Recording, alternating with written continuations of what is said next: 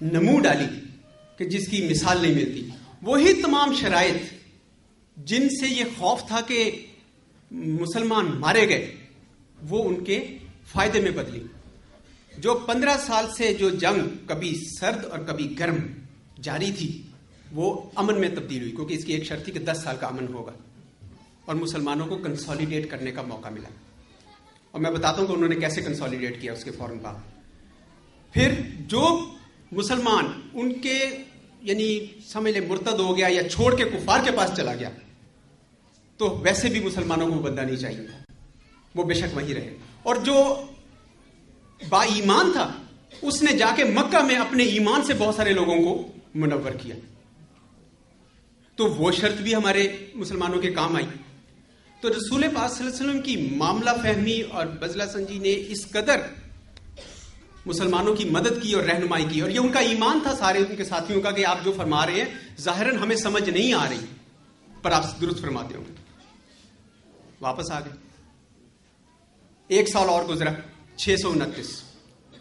اب اس سال میں یمن کا جو بادشاہ تھا اس نے اسلام قبول کر لیا, تو جنوب کی طرف سے ذرا سکون آیا تو شمال کا رخ کیا بلاد الشام کی طرف. تو رسول پاک صلی اللہ علیہ وسلم نے ایلچی بھیجنے شروع کیے.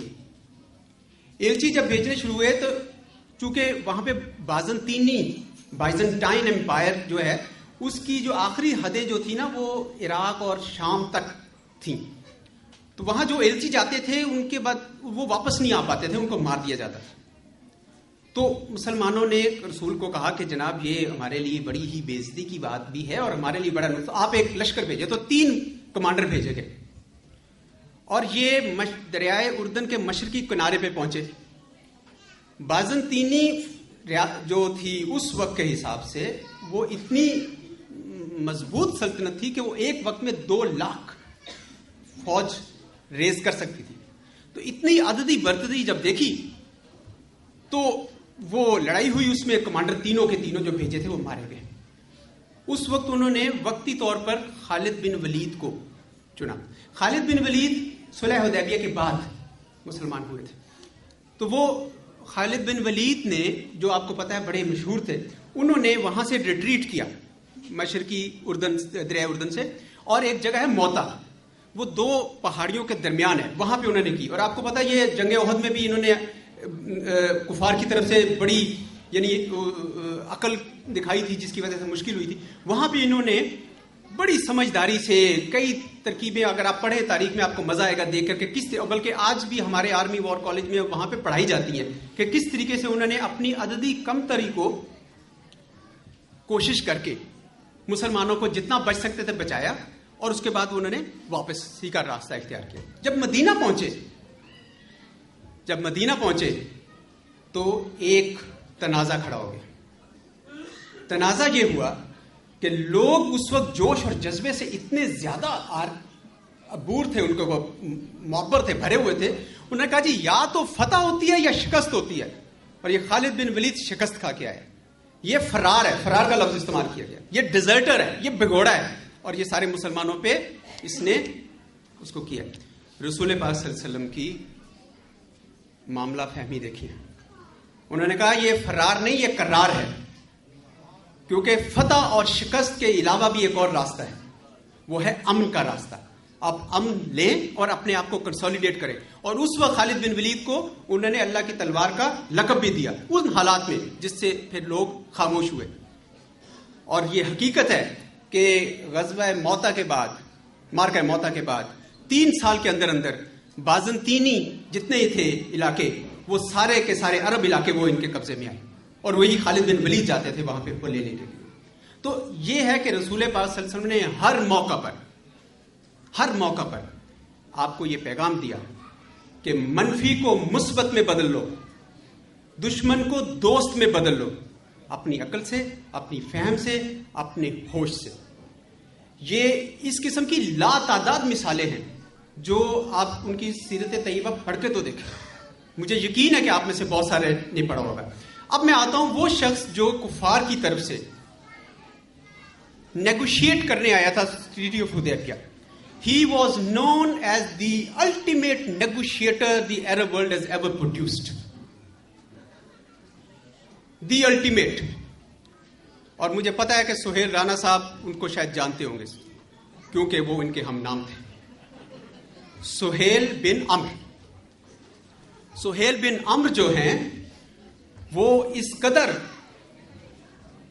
مقتدر شخصیت تھی کفار کی اور قریش کی کہ جنگ بدر میں وہ لڑ رہے تھے اور وہ قید ہو کے آ گئے. حضرت عمر رضی تعالیٰ عنہ کو پتا تھا کہ یہ شخص ان کی بہت قدر ہے. انہوں نے کہا کہ یہ چونکہ اتنی خوش زبان ہے, اس کے آپ دانت آگے لے دو جو ہے نا وہ توڑ دیجئے, ختم کر دیے جائیں, تاکہ یہ جا کے ان کو انسپائر نہ کر سکے کفار کو. یہ جنگ بدر کے بعد کی بات کر رہا ہوں, اس وقت ابھی بہت نیسنٹ تھی, فریجائل تھی مسلمانوں کی قوم. تو انہوں نے کہا رسول پاک صلی اللہ علیہ وسلم نے کہ میں یہ کسی کو دکھ نہیں دے سکتا کسی قسم کا بھی.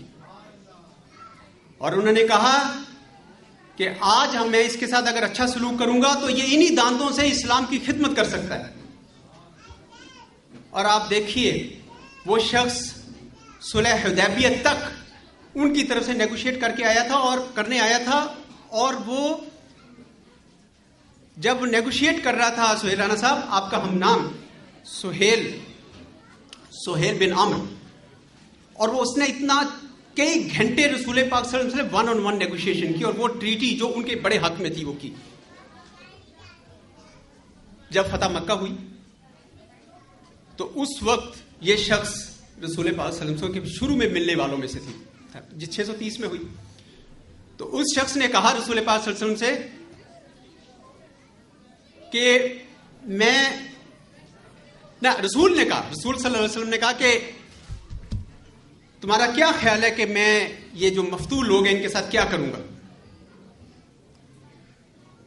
تو سہیل بن عمرو نے کہا کہ جو میں نے آپ کو بطور دشمن دیکھا ہے آپ ان سب کو معاف کر دیں گے. اور رسول اکرم صلی اللہ علیہ وسلم نے وہی کیا. آپ کو پتا ہے آپ کو پتا ہے کہ ابو سفیان کا گھر بھی, جس کی بیوی ہندا نے کیا کیا نہیں کیا تھا, ان کے گھر کو بھی پناہ گاہ میں بدل دیا تھا. اور اس کا نتیجہ ہوا اس وقت سہیل بن عمرو مسلمان ہوئے. اور اس کے بعد آپ کے ہم نام نے آپ کے ہم نام کی آپ تاریخ پڑھیں, آپ گوگل کریں سہیل, اگر سہیل کریں تو آپ کو سہیل بن عمرو کا نام آتا ہے. اس شخص نے وہ اسلام کا سب سے جید مقرر بن گیا. اس نے اپنی روح پرور تقریروں سے اسلام کو کہاں سے کہاں پہنچایا. پھر وہ مجاہد بن گیا, اور وہ مجاہد بنا, اور وہ یہ خصوصاً غزوہ یرموک میں اس نے بڑی بہادری کے جوہر دکھائے. شام کی فتح میں اس نے حصہ لیا, اور اس کو اپنا گھر, اس کا گھر بہت اچھا تھا مکہ میں, اس نے وہ گھر چھوڑا. اس نے کہا میں واپس نہیں آؤں گا. جس طرح آپ نے ہجرت کی اس نے بھی ہجرت کی, اور اس نے کہا کہ میں ادھر بلاد شام میں رہوں گا. اور وہ مکہ واپس اپنی موت تک نہیں آیا, کیونکہ اس نے کہا کہ رسول نے بھی ہجرت کی تھی. دیکھیں سر, آپ کی تاریخ جو ہے وہ اس قدر منور ہے, اس قدر روح پرور ہے. یہ جو طالبان کرتے ہیں یا جو دہشت گرد کرتے ہیں, کاش یہ ایک منٹ کے لیے اپنے مراقبے میں جا کر جو آپ کو یہ کر رہے تھے وہ پوچھیں کہ یا رسول اللہ آپ کیا کریں گے ایسے موقع پر, تو ان کو سمجھ آ جائے گی کہ رسول کیا کریں گے.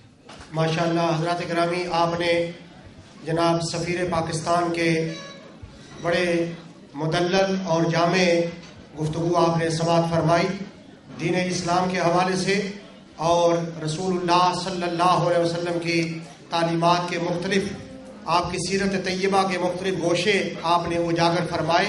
اب اس محفل کے آخری جو مقرر ہیں جناب حاجی ساجد مغل صاحب, وہ تشریف لائیں گے اور اپنے خیالات کا اظہار فرمائیں گے, اور اس کی دوسری اور تیسری پوزیشن لینے والے ان کے نتائج کا جو ہے وہ اعلان کیا جائے گا. جناب حاجی ساجد مغل صاحب. ان اللہ و ملائکتہ یصلون علی النبی یا ایھا الذین آمنوا صلوا علیہ وسلموا تسلیما اللہم صلی علی سیدنا محمد و علی آل سیدنا محمد وبارک وسلم. جیسا کہ آپ لوگ جانتے ہیں کہ سلسلہ عظیمیہ کی زیر سرپرستی مراقبہ حال ہالینڈ کے زیر اہتمام ہر سال یورپین مقابلہ حسن نعت منعقد کیا جاتا ہے.